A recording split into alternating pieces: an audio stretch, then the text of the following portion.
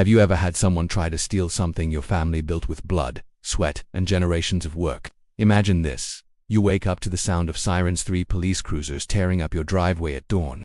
You're standing there with coffee in hand when officers surround your porch.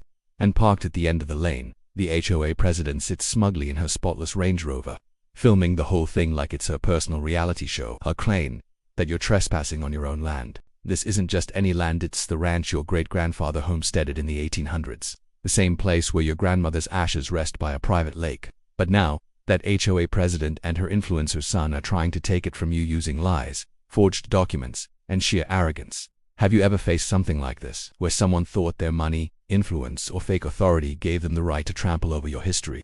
Drop your story in the comments. I promise you'll want to hear how this one ends. Because this isn't just a fight about land.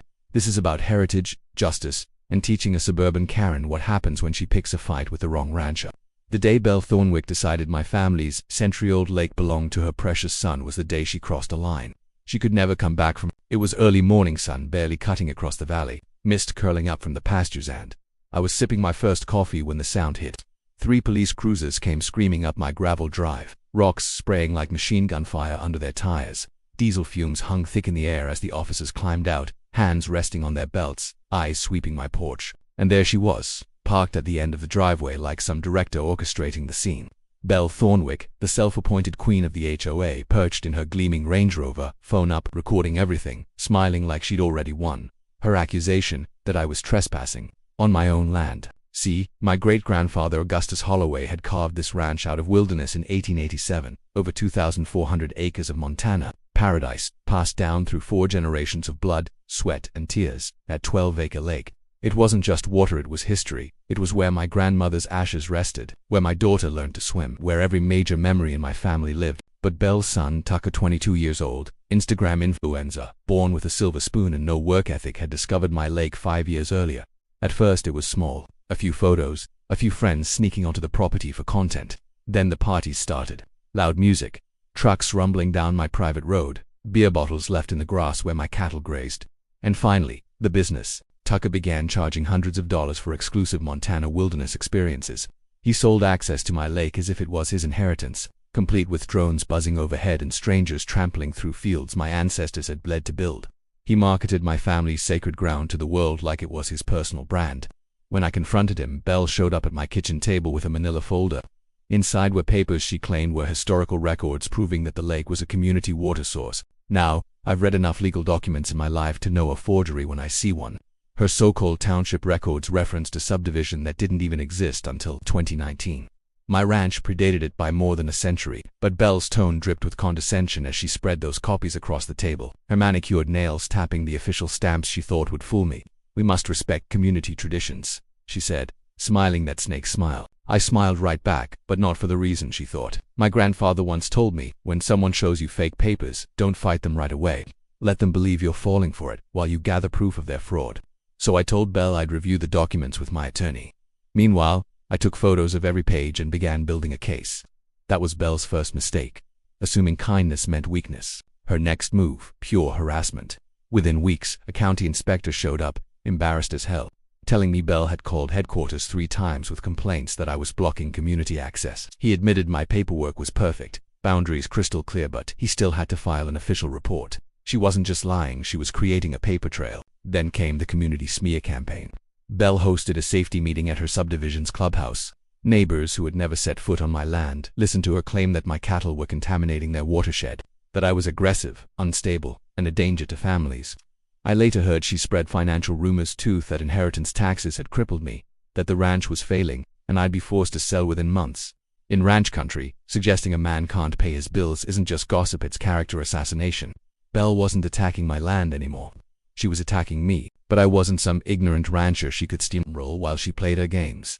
I installed high-end security cameras around the lake, hired surveyors to map every inch of my property, and documented everything. And sure enough, those cameras caught gold. Tucker wasn't just trespassing anymore. He was building on my land. A rustic dock, time-lapse video, thousands of likes. He bragged about his profits, claimed the lake was his family's legacy, and pocketed tens of thousands from gullible followers. What Tucker called content creation, I called commercial trespassing. Property damage and fraud recorded, time-stamped, and backed up in the cloud. Belle had no idea, but she'd just handed me the rope that would hang her entire empire. When Belle realized I wasn't folding under her pressure, she doubled down. And trust me, this woman didn't just fight dirty, she lived there.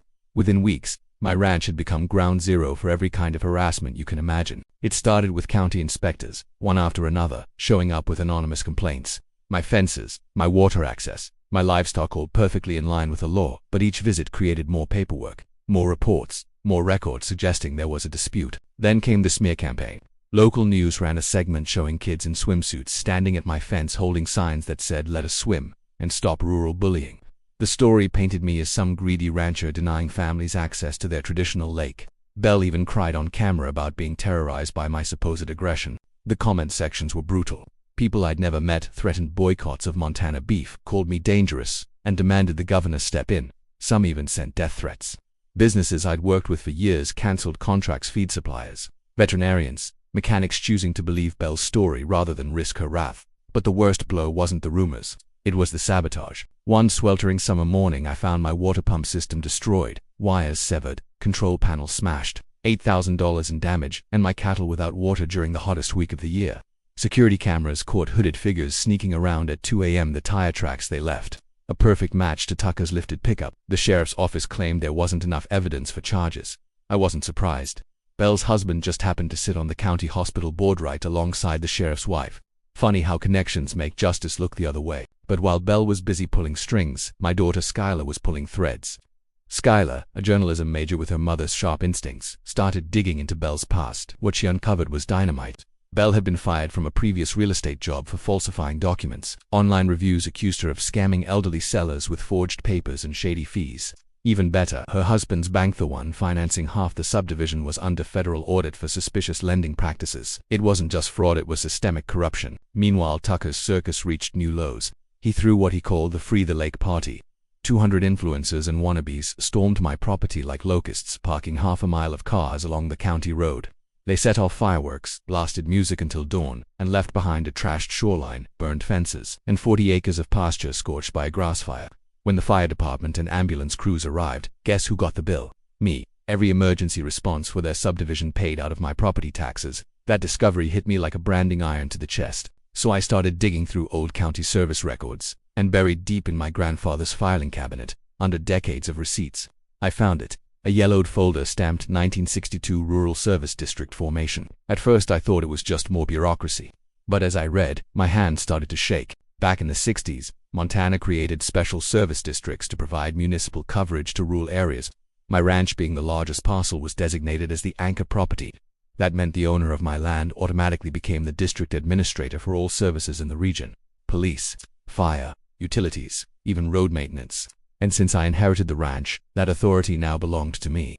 I wasn't just paying the majority of the taxes that kept Belle's subdivision running. I was legally in charge of approving and terminating every single municipal contract they relied on. For 5 years, I'd been unknowingly subsidizing her entire HOA war chest, every police patrol she weaponized against me, every fire response to Tucker's drunken parties, paid for with my tax dollars, and all under authority I didn't even know I had. And it got better.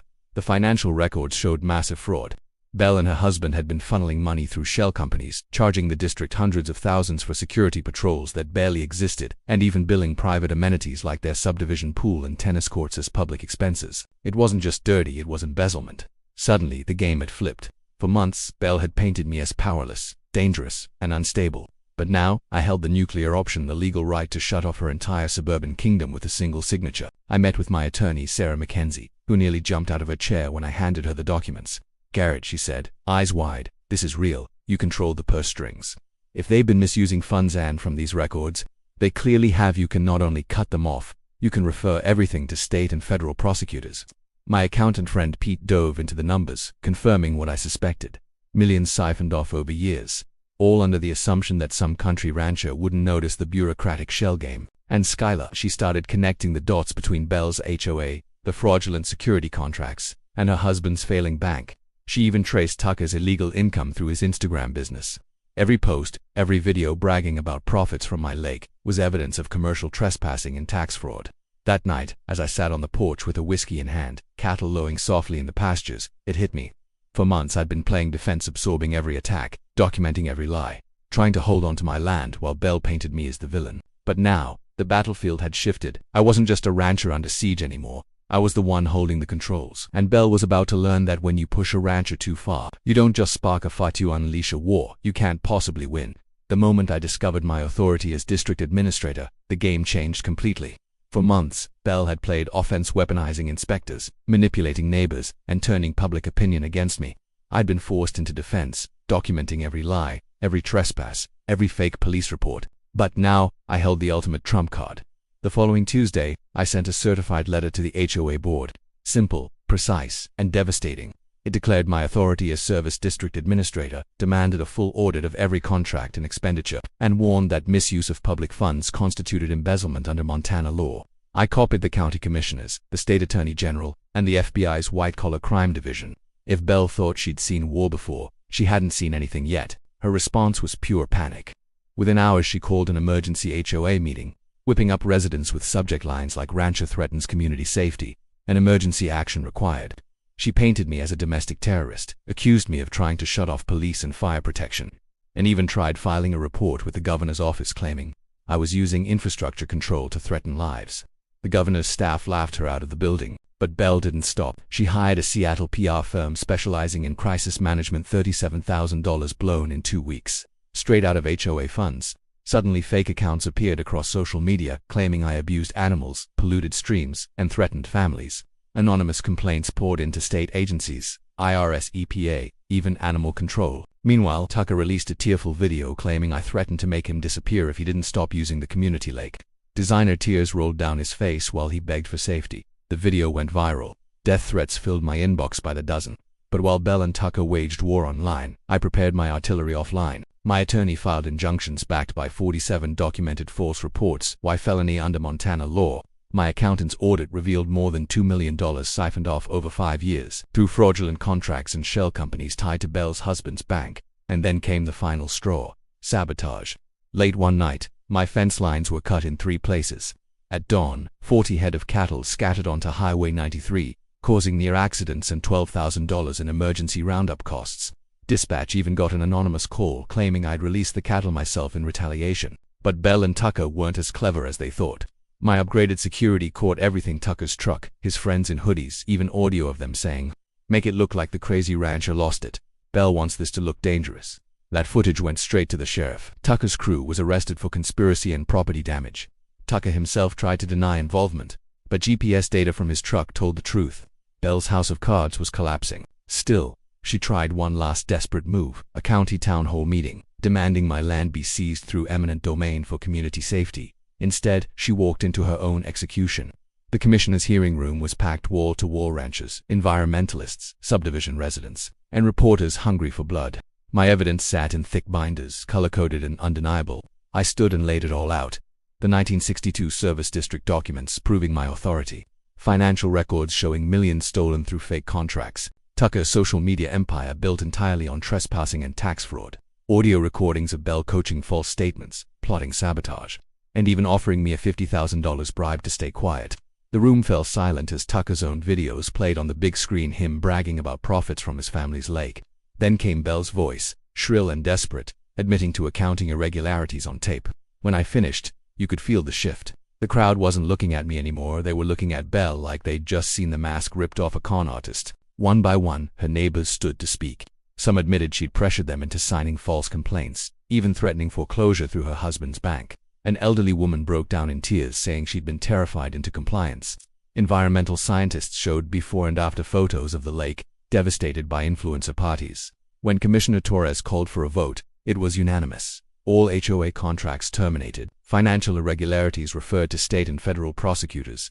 My authority as district administrator reaffirmed. The sheriff himself announced criminal charges against Belle for embezzlement, conspiracy, filing false reports, and bribery. The FBI stepped in for the financial crimes. Belle tried to leave through a side door, but angry residents cornered her. The HOA board crumbled, property values plummeted, and within months, Belle was sentenced to federal prison. Tucker got probation, community service, and a lifetime ban on monetizing social media content. Their house was seized, their bank collapsed, and their suburban kingdom dissolved overnight. As for me, justice tasted like strong coffee on my porch, watching the sunrise over a lake that would never again be threatened.